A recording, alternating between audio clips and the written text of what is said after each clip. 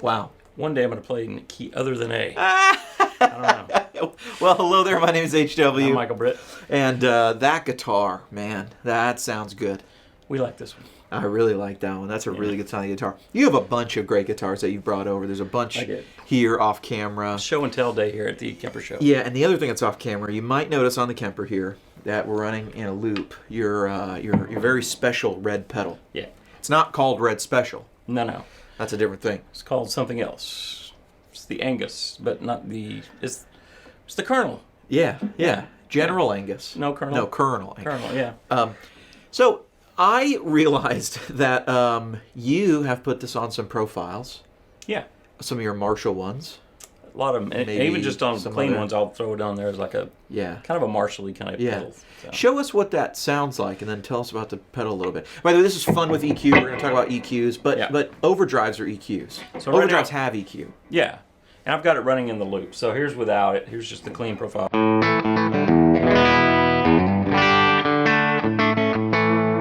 And then lately this year I've been using pedals in loops. So this is what it sounds like with the pedal.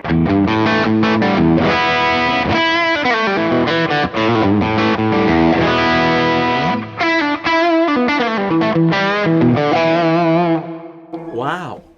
So it's not just like a tube screamer. It's more based on like the Blues Breaker, I think, or one of those kind of pedals. Yeah, like we were speculating maybe a governor. Maybe it's got more. It's gain that same. than a tube. Yeah. And it was originally from a kit that I ended up modding both intentionally and unintentionally. Yeah. Can I buy that? What, the kit or the pedal? You don't sell those, do you? Oh, here. Oh, thank you. He made me one. It's just a prototype. It's not painted. Normally I paint them red. But I wanted to answer the question for everybody because we're inevitably going to get, where can I buy that red pedal? Because, listen, you can't play any piece of gear on the internet without eventually someone going, I want that. These are $3,000. No, they're really not. So far, only a handful of friends have them, and yeah. Wow. Now I'm in this exclusive club. Yeah. Tom Anderson's got one I gave him. I don't think he uses his, though. Right. You use yours, Tom? Do you use yours, Tom? Comment below. Yeah. Who else has one of these? A guy named Steve Mandel that plays for a couple bands around Nashville. Yeah. He's on a Kemper now, so I don't think he's using it. Back when he used the pedal board, he used it. Sure. A guy named Spencer Bassett, Spanky, that plays for Colt Ford's band. He uses it all the time. Do you know what we should do? And I'm really serious, and What's that? We'll leave this in the episode. You should send one of these to Christoph. And say put it in the Kemper? Yeah. Why not? I should. Right? I should. You really should. Immortalize it. MB Red, we'll call it. And why not?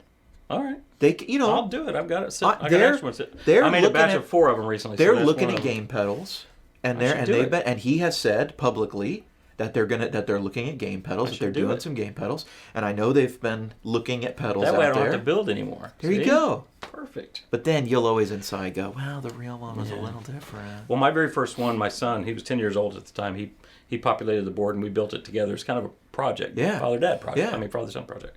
And that one still sounds best. I keep trying to build them, change them, copy them, but that one always sounds better. Maybe it's just because my son built it. You should build a green one, and then we should send it. Send it to Kemper. Yeah. I can do that. I mean, I can't make any guarantees. I can do that. But, yeah. I should. We should do it. All right. This is fun with EQ, and we are going to have some fun with EQ. Because EQ is super powerful, and I think really underrated. Yeah. With some people love EQ. Well, it's EQ it's everything that we're hearing. Everything has an EQ, and tone is an equation, as I like to say. Right. And all of the parts of that equation are imparting some sort of signature that affects the EQ in some way. Tube screamers are known for having a very distinct EQ. Mid-hump. They were designed to have a mid-hump because most of the people in the 70s were using Fender amps that Silver Faces that had the huge mid-scoop. Yeah. So they used that to give that Marshall tone to a Fender. Sure. Humbuckers in general, compared to single coils, have a certain type of EQ. Right. Now that's very broad. But obviously humbuckers in general give us more mid-range and are less scooped and usually more gain. EQ changes with gain. In amplifiers, when you raise the gain, you inevitably get more bass. Right. It just happens. I guess that's I don't know much about amp design, but I guess that's a function of tube breakup. That's how a tube operates. Well, almost every well, I mean, some active EQ controls are different, but most amp EQs are based on a simple high end cut or low end cut. Right. Low end roll off. So, and you're basically just stacking these and deciding which frequencies are going to go through some different parts of the circuit. You think of something like a modern day Friedman amp. And to get all that gain but maintain clarity, you have to be dumping bass, right? Get rid of it, and then you got to add it back after the fact. But then you take something like an old Fender amp, and you're like, oh, that's why my deluxe reverb gets super full when I turn it all the way up. Flubby or whatever. Yeah, it falls apart. It does. I describe it as falling apart. When you get those things past 7, they just completely fall apart, and they're no good. Well, and that's why matchless on the right channel of an AC or a DC-30, you've got the click channel or the click. Right. That's exactly what it's for. As you increase the gain, sometimes you can just click it up to notch out that low end. Otherwise, it builds up. Right. So it's everywhere. It's in everything. I think it's arguably the most important sort of speakers. We capture them digitally with something called impulse responses, which are really just very complicated EQs. And when I say really complicated, I mean it might look like a shape that you'd never dial in. Right. But it's got, when you put it on there, it's got the EQ of a Fathead and a 57. Like, what are those doing? On a speaker. A lot of low end, right? A lot of fatness. And then you've got this 2K push on a 57. And then where are you putting it? And then the speaker, V30, blue. You know what I mean? You're into those veteran 30s lately, I've heard. Lately, I've been digging that one. It came in my Morgan head and cab, and I've just been liking it. I heard it's your favorite speaker. I still go back to my classic lead 80. I did.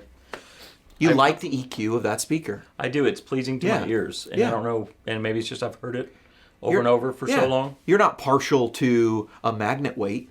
No. Or a. No, I just like the EQ. You just like the way it sounds, right? So an IR is made just you send every frequency through this thing, and then it measures what it gets out of it. Yeah. And that creates an EQ curve. And then we're going to run everything through that EQ. That's why we're running it through a wave file, through an IR. Right. We're taking whatever's in our Helix or our Kemper or whatever, our amp, and we're sending it through this EQ the same way we send it through an EQ of a speaker. Right. And you can look up frequency response diagrams on everything. You can look it up on your speaker, whatever speaker you're using, and you can see what it looks like. Sure. And then you can compare that to your IR and say, okay, this is what the mics must be imparting because this is where it differs. Yeah. And there's just all that stuff going on. And to me, I think you have to be careful. If you layer too many different EQs on top of each other, there's stuff called summing. So if you've got two of the same note or same frequency, it'll double in amplitude if you're running them in together series. Right. And if you have the same frequency, but one's going up and one's going down, because all sound is a sine wave or wave. Yeah. So if they'll cancel out, so you'll get phase cancellation, you'll get summing of things that are on the same.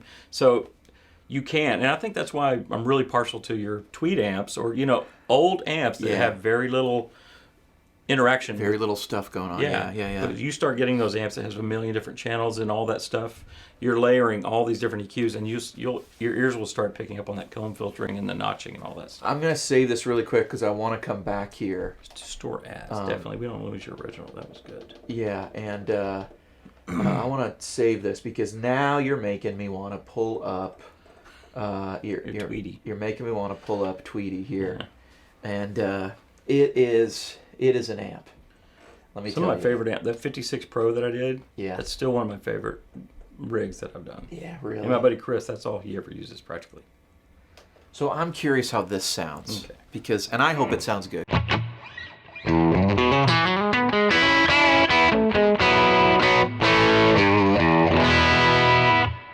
you make bad profiles? I don't know.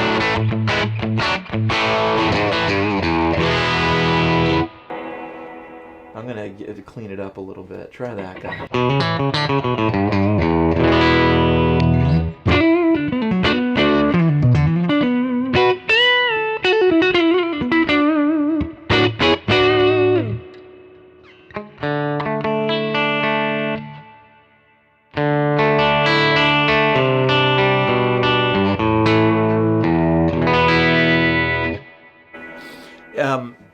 Obviously, I really like this amp. I'm romantic about it, as I say. As you should be. It's a good one. And, Tweeds have a certain EQ. We've talked about this, too. They have a lot of low mids, and they have there's just a grunty quality about them. They break up really nicely. Yeah, too. yeah. They don't get as flubby as the black and silver. Yeah, for sure. But those have a headroom that goes and a scoop in the mid range that has this, can get a very singing quality that you really can't get with tweeds. Right. And actually, you couldn't get them with tweeds, so they would put 12 AUs in there instead of 12 AX, right? A lot of people, it's funny to think about this. The preamp tubes in a blackface twin are higher gain than in the tweeds, which is not how, you know what I'm saying? Right. It's not, I mean, they're not higher gain the tweed amps. circuits were so simple, they would tend to break up pretty low. Right. They do, yeah. So they try to get clean headroom and they use the lower tubes. Right. So, gosh, that sounded good. Play that again.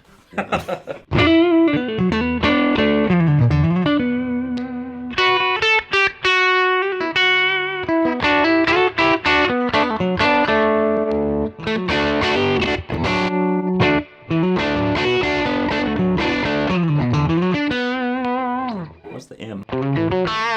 M is for microphone channel. So it's a little, so the instrument channel's a little darker. This is what they would do, and I think this is where Normal and Bright comes from. Gotcha. Because it was guitar players sing, so we need a mic channel, and it wasn't as bright as the instrument channel. And they didn't have PAs back then. No, and then somewhere in, I don't know if it's 58 or 59, amps started getting Normal and Bright, because the bassman, the 5F6 bassman, got a Normal and Bright rather than a microphone, but everything at 57 is microphone instrument. Interesting. So I'm not sure.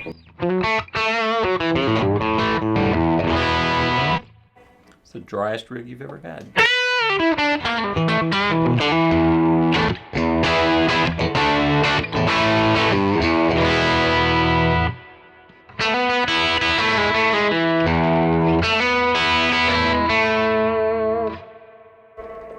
Just for science. Science.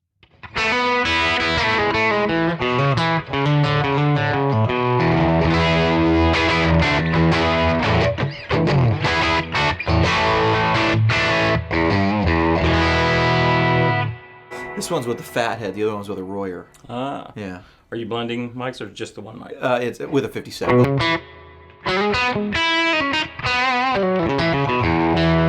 Use the 121? Yeah, the Royer 121, and then the I know the 101 a lot of people like. I might get one and just test it out. I've got a 101. I used to have a 121, but it was so sensitive. I was blessed with ribbons. I've got two fat heads I have to get re-ribboned right now. So I've heard people say that the 101 already, speaking of EQ, right? People always take the 121 and mix it with a 57. That's a classic. Right. But I've heard people say that the 101 reminds them of those two mics together. It is. It's got a lot of top end, and it's... The fat head kind of stays out of the way of the 57. Yeah. The Royer kind of mimics it in a way. Sure. I actually had one amp, a little tweed Swart amp, the Swart Atomics, and I profiled that thing just with a Royer 121, and I thought it came out great. No 57, but I thought it just sort of balanced what that little amp was kind of doing, and kind of had a raspy, bright quality to it, and I thought it sounded real vintagey. Cool. But it's just EQs on top of each other. Okay, I got an idea. I want to turn this thing into... Actually, first, let's do this. You keep playing this, and we're going to go back to our other guy. Are you going to turn this into a Strat? I'm going to try and just scoop that thing out a little more.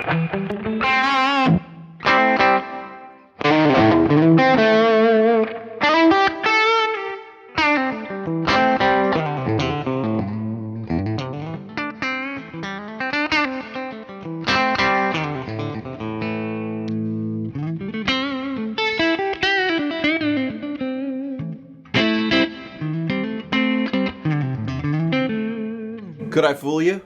No. Come on. I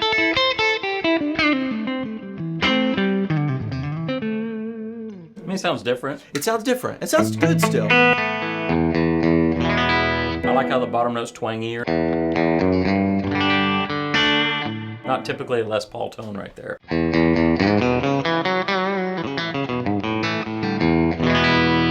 Come on. If I blindfolded you and I said, that's a Les Paul, you'd believe it? No. I wouldn't either. You're playing a great sounding Telly now. Well, not a great sounding Telly. It sounds good. It sounds good. So what'd you do? You dumped the mids? I just dumped the mids all the way out. I just boosted the bass a tiny bit, had some treble and some presence.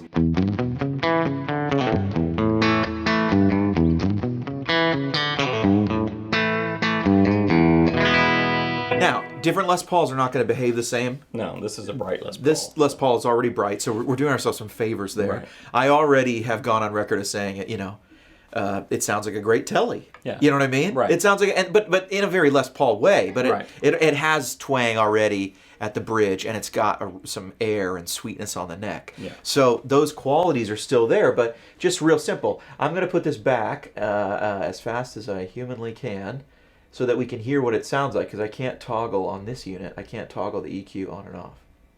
Can I? There's no EQ toggle on and off on this, right? I believe so. Not on the Only stage. on the other units. Okay. All right. Try that.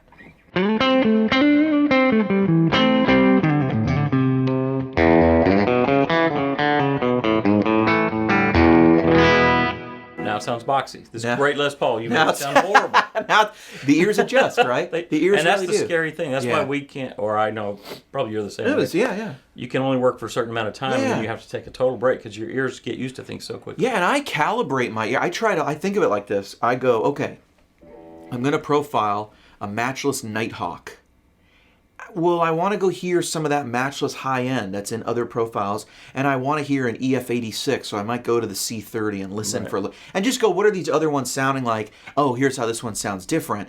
But I'm not going to play a bunch of, I'm definitely not going to go get a telly and try to really get super bright with like an AC30 or a twin or something, because I'm then about to work with an EF86 amp, and it's going Right. to just sound dark and Right. crazy.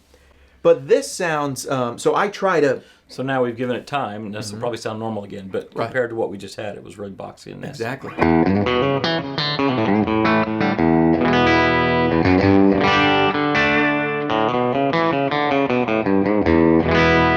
Sounds fine again. Throw it on the neck. Oh.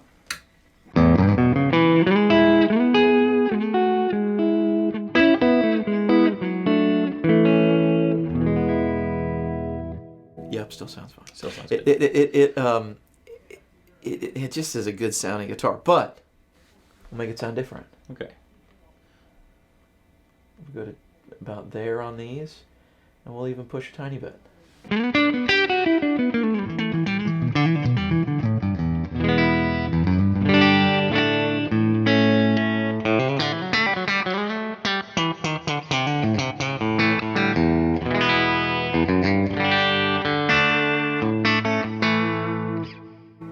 That's a tone you'd hear in a bar downtown.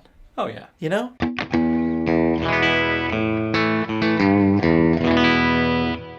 It's usually coming out of a Boss Katana, but, it's...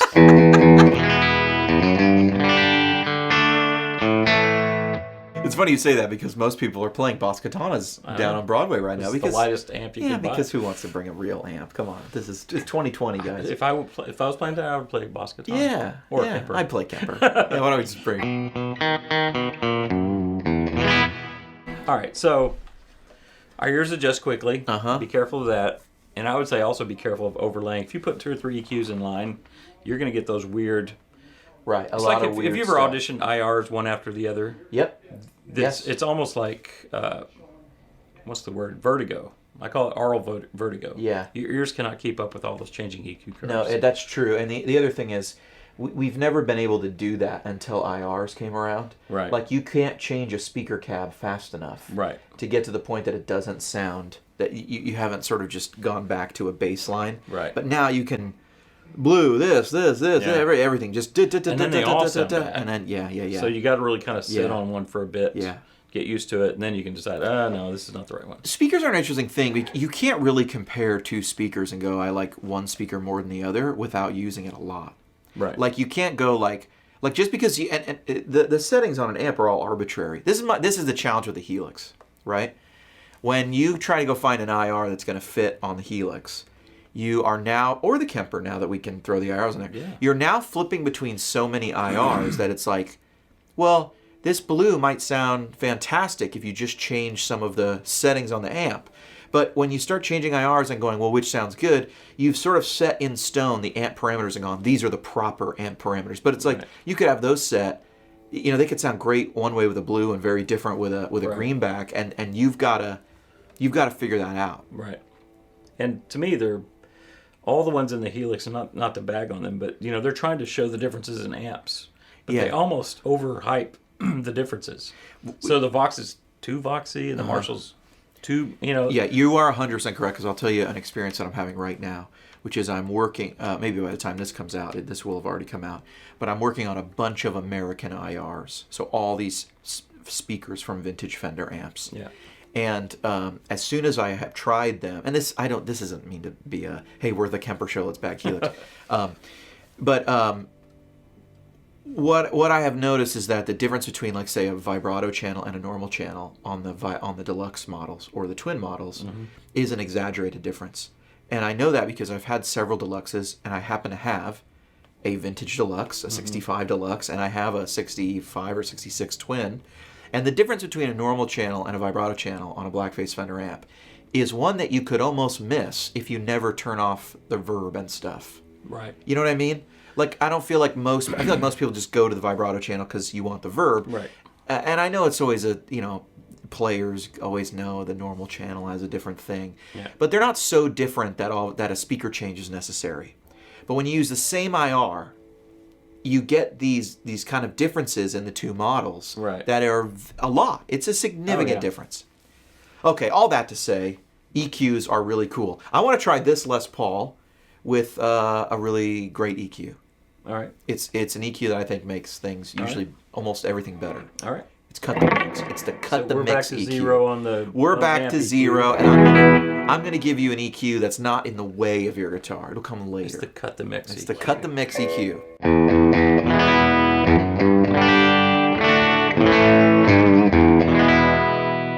Which sounds fine by itself, but if you get in a band, maybe that lack of high end doesn't cut. You might like this.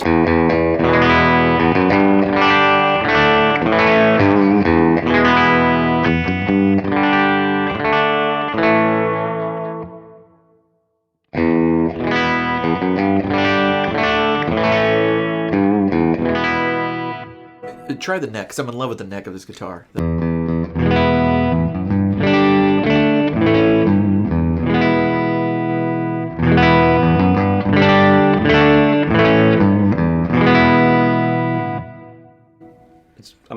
I need to start using that a little bit. Right, it's cool. It's a cool my EQ. guitars tend to cut because I tend to like break things, even though yeah.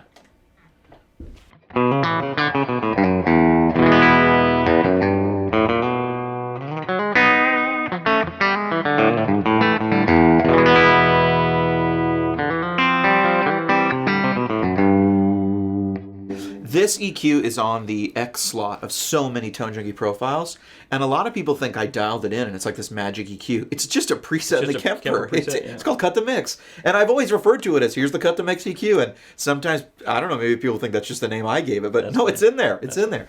I used to like the confidence boost. It was the pure booster that just had like a couple, it's the confidence DV. boost, yeah. It's just, they're adding a little bit, 1.3 decibels of gain at 200. So low end, but not too low. No. Where a guitar can be. Yeah. And just like for reference for people to know, probably if you've heard a recorded guitar on a record in a studio, let's just put like some metal stuff aside where they might want a ton of low end. Yeah. There's nothing below 100 for sure. Not usually. It's like a default position, even if you don't have anything below 100. Yeah. You could have cut 100 on before you recorded the guitar. That engineer is going to go in there and just low cut it. Well, yeah. Because why not? Anytime you're mixing something with a lot of stuff going on, everything can't fill the same space. Yeah. So they want you out of the way of the bass. They want you out of the way of the steel guitar and the left-hand piano. And off the top of my head, I'm not sure. Are there any guitar speakers that are putting out that go a lot below 100? I mean, there's some, but they just start sounding muddy. Yeah. I mean, do you know of any off the top of your head that are classic models that might do that?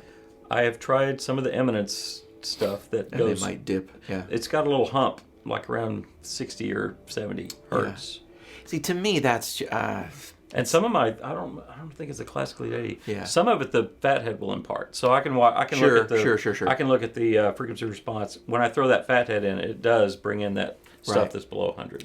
Right, those frequencies that the speaker doesn't put out, but the microphone picks up. Exactly. I would recommend for everybody, and just for your own knowledge, grab the graphic EQ, turn it on, and just play with the frequencies. Turn turn each one all the way up and all the way down. Yeah.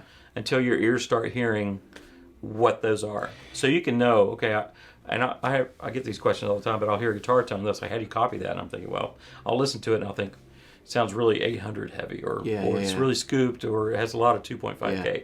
And your ears will start learning those things. I had to learn them because when we played bars, I was the guy that was EQing, ringing the monitors out. Yeah. So I had to learn, okay, if that was feedback, what was that, And so I had to learn my frequencies that way. That's a good skill.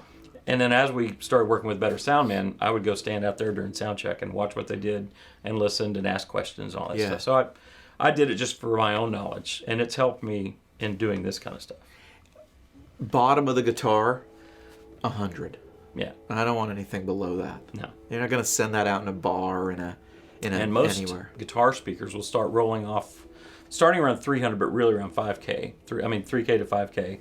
They start dropping off really drastically. Yeah. And so when people talk about FRFRs, that's why if you plug in your Kemper or whatever to an FRFR, if you're not playing, you'll hear all this, because it's putting 20 kilohertz stuff through that speaker, even though it's not getting anything. And on the other side, you were just telling me how the 8-inch head rush sounds good. Yeah. Sounds pretty good at lower volumes, you said.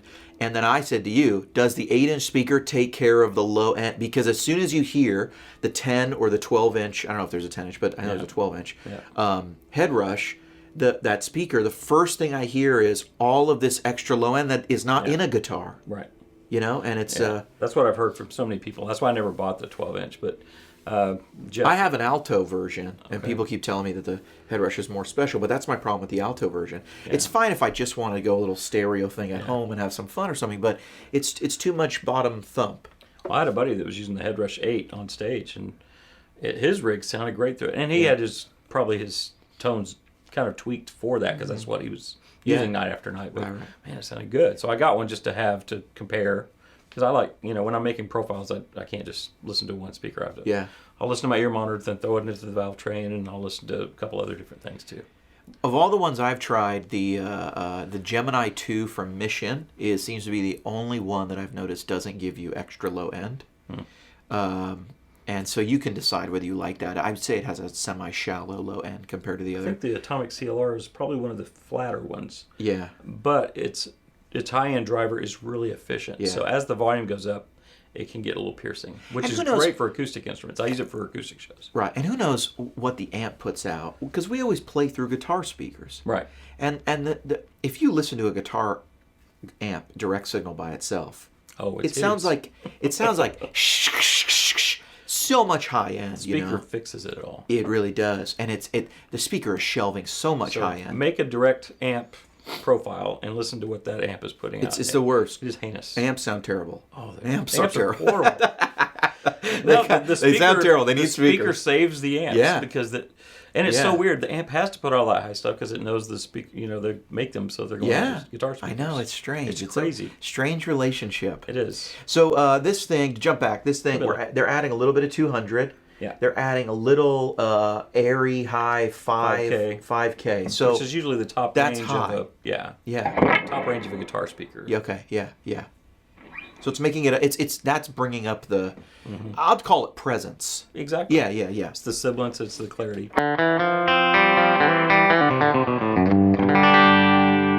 Just for the record, so people know, that clarity that you just referred to, that affects all strings.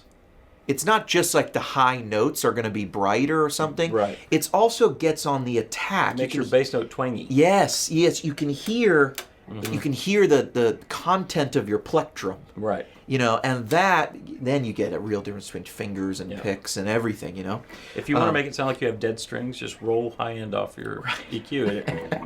It gives you that thing. And the opposite, if you add a little more brightness, you'll get that twangier bass string, even on a Les Paul. Yeah, I know. Yeah, that is a twangy Les Paul for sure. I mean, you have It's got that voice, that vocal kind of quality.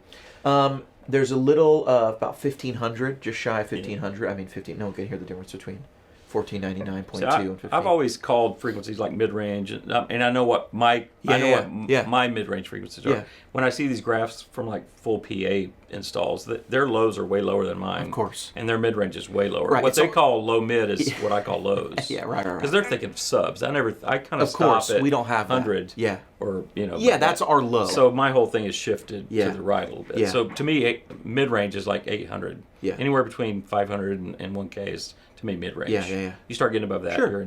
you're in highs. Yeah.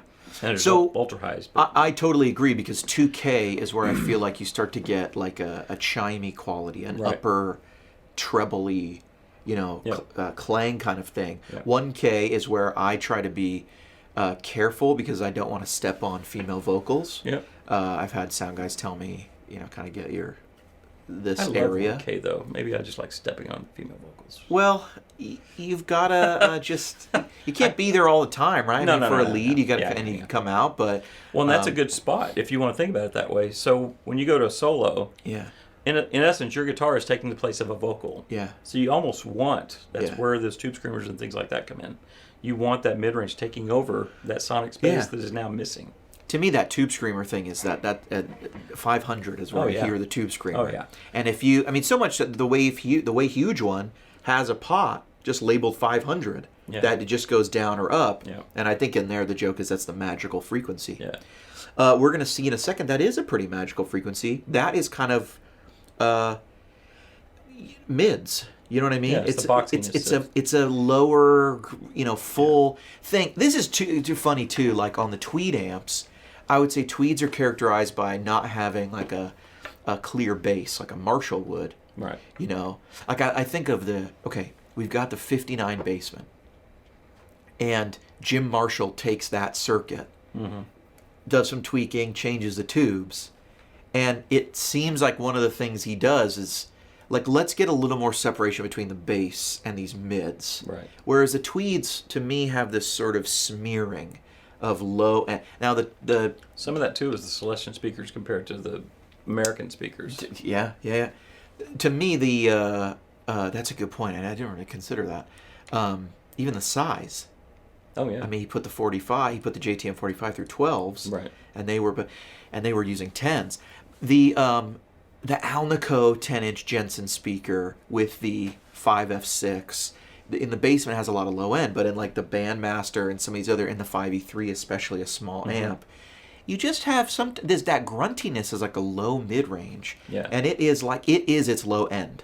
You know what I mean? Oh, yeah. There's not, and that's, to me, that's why Bonamassa likes him. It gives him a lead. 5E3 gives you a lead voice. You don't have the low end, and it's just... And there's not a lot of tone shaping going on, so the signal is actually very big. Your single notes sound big because they're not getting trimmed here and there on high and low cuts. And the bloom of the sort of low wattage amp just compressing. And absolutely. That's magic. So what we're trying to do is get that magic into this little green box. I guess that is the challenge, isn't it? That's always the challenge. Well, it's challenge to just take the magic that you hear on recordings. What's funny is that you and I both love real amps. Right. No, that's true. We're adding a little 1K and we're adding a little 1500. Yeah. So we're right there, and that's kind of a vocal presence kind of thing. Yeah, and that's to cut the mix. Yeah. And that's really what it's for. You're going to cut through right here. So I think the lessons for me are this: too much low end. I don't want to be below 100. Yeah. And I would even say below 200, you might not be helping anybody. Right. Especially if you got multiple guitars, you got keys. You start playing with keyboard players, and they have every frequency. Well, they could be a bass, they could be a cymbal. Yeah. I mean, you know what I mean? Maybe not on a piano, but on a reverby, shimmery thing. They usually can be there. So keyboard players, stay out of the way. And this is all on a cleanish sound too. Now on gain sounds, you may want a lot more of that clarity sibilant stuff. Right. Now, if you listen to Eddie's solo isolated tracks or even Steve Lukather's stuff that he did on Beat It, it's thin. Yeah. It's super thin. Eddie's tone is bright. The bass covers all that stuff, and the bass fills in what you think is the guitar tone. It's actually just the bass frequencies. Right. But yeah, anytime people ask me how do you get a Van Halen sound, I start cranking up the treble and presence because I don't know if some of that comes because he used a humbucker with no tone pot, so he had one pot. So you're dropping the load on the pickup to 500, or increasing it whatever the resistance. So it's letting a lot of high frequencies through. For sure. I was gonna say. I'm not adding that. Oh, there we go. Are you just touching them? They're capacitance. I never knew that. Yeah, they're capacitance switches. You learn something new every day. That's why if you I knew the top ones were. I did not know the EQ ones were. Yeah, you could just touch these. That's insane. So I've adjusted. How long have I had this?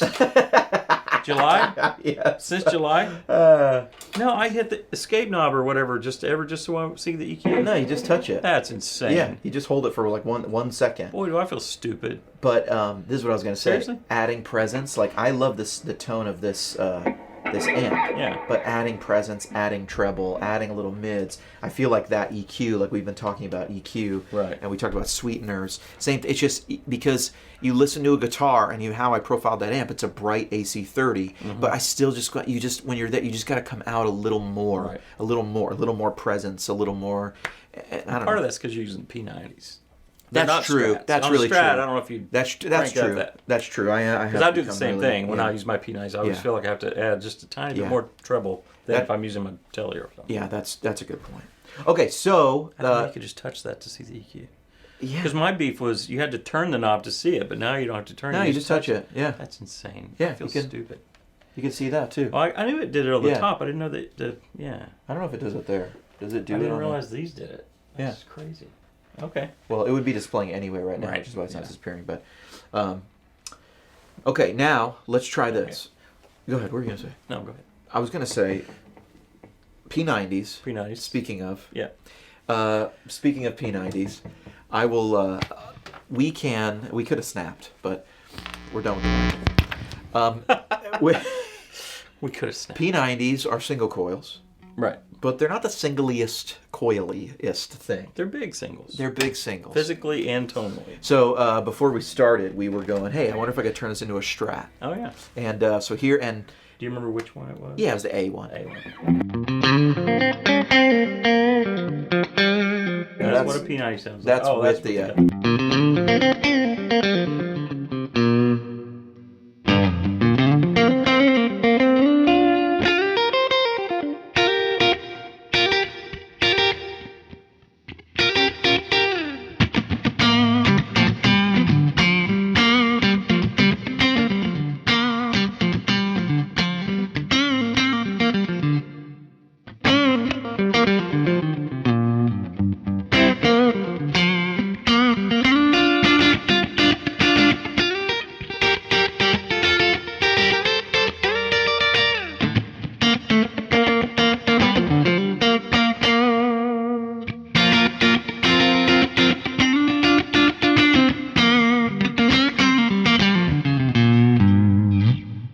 Here's the middle.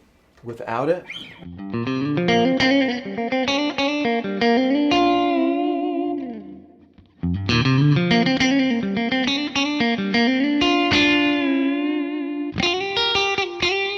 Still fat and full. Just not as thick. We've not succeeded in making it sound thin, but we have given it more of a quality. This is something we were talking about in a previous video where I was talking about how you can take the sort of pre and post EQ. Yeah. And that's what we were using, by the way, with your. We were using. It's on pre. Yeah, we didn't say that, but we were using the pre kind of switch on the Les Paul, which we can go back and toggle between those two. But when you put the EQ in front, sort of in front of the amplifier, you're changing what the amp sees. And I always think of that as like editing the guitar pickups. Yeah. As opposed to editing the signal after the amp. Right. And you kind of get... Well, because once you hit that gain stage of the amp, it's amplifying whatever it's getting. And it's going to impart its own EQ. Right. Right? So if it adds bass and you cut bass, well, it's just going to add more bass. But if you do the same bass cut afterwards, you might... Well, that could go two ways. Yeah. If you cut bass information, if you cut a frequency, I call it information. If you get rid of the information that the amp never sees it won't really have anything to amplify. Right. In the same way, just like when you put your tube screamer after your drive pedal and it seems more mid-rangey because it's even more, the EQ's more powerful. Right. It's because you don't have another EQ sort of getting rid of the mids now. You right. know, any mid cut it might have imparted. Or, yeah. Yeah. We could talk about this all day. Well, and we have. We actually have been doing this all day. We really have. Now this, I mean, to me, look, I'm not going to go show up to my John Mayer tribute gig and not bring a Strat. Right. But there's if you had one song in the set and you're thinking, do I want to carry 4 guitars? Yeah, and just if I want to, you know, get a little different sound, you know?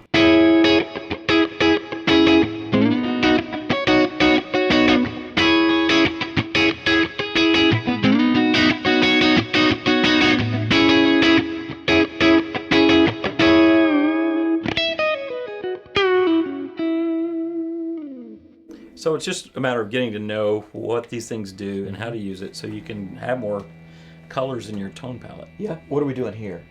I have no idea. We dialed it in. We added a little low end at like 200. Yeah. We added some... quite a bit of 4K. Yeah, brightness at 4K. We really dumped that 500. Yeah. And that is... And that's that kind of boxy mid that P90s typically have. Yeah, and then we didn't really do anything here, although we could.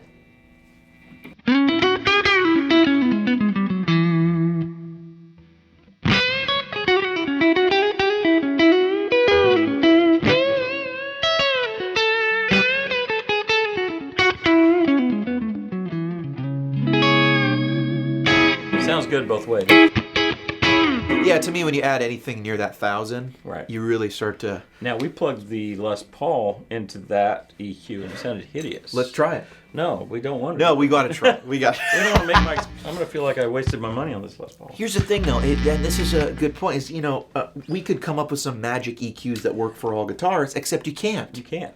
There's... Because it's they not... all have a different thing they're putting out. Yeah. And it's an equation. So it's not like one variable always works. Right. And with Kemper, there are more variables because you're running it through different speakers, headphones, whatever. It's not a closed system like a real amp is. For real. They know when they're building a Fender Deluxe what speaker's going in it. Yeah. So they, you know, tweak the circuit to sound good with that one speaker. Yeah. And they use tubes that sound good. You know, right. This is... It's really hard for people to say there's a silver bullet that fixes all variables. Right. Because there's really not. No.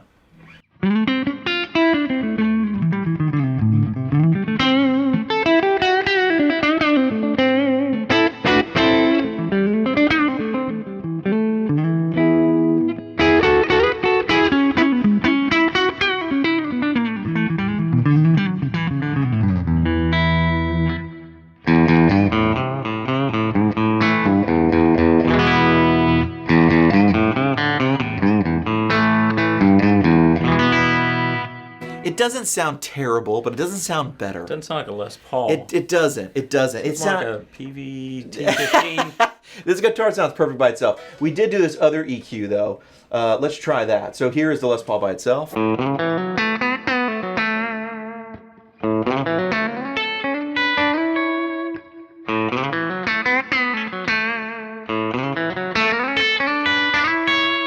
It's so funny. It's funny the way it hits you and you grimace because it doesn't hit me that way. Really? To me, it doesn't sound. To me, in a live setting, if I wanted to pretend I had a telly, I could do that. Well, yes.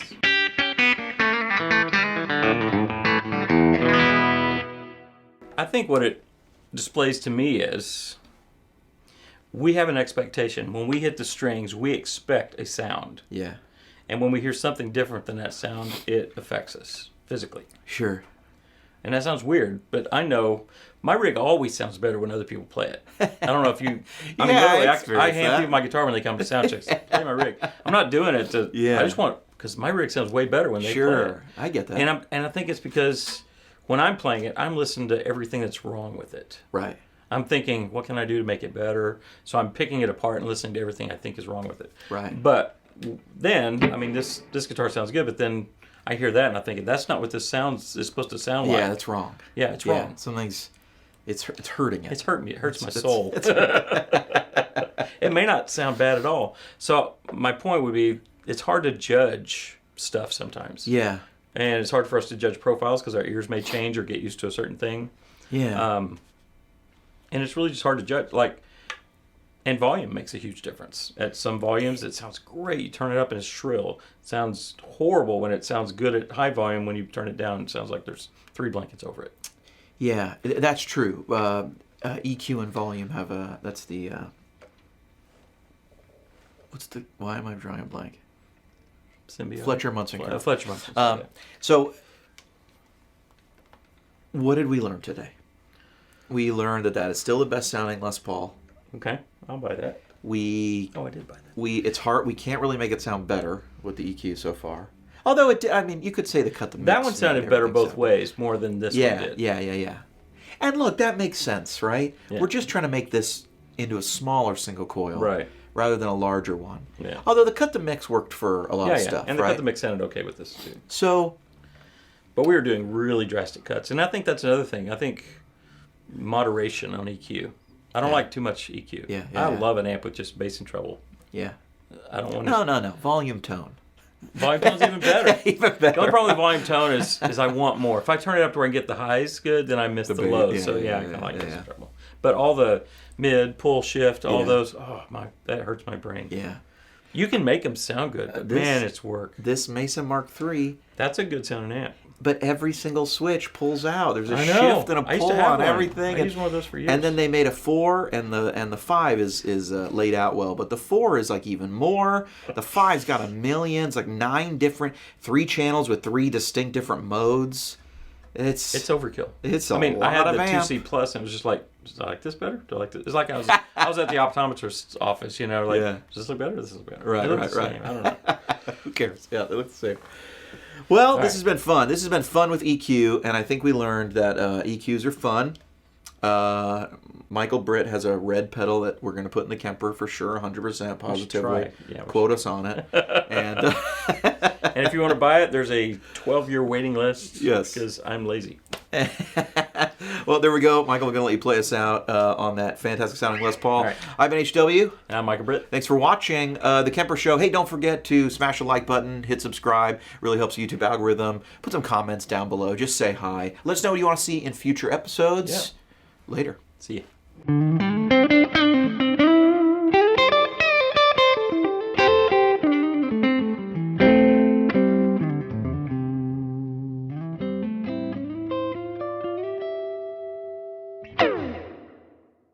It's beautiful.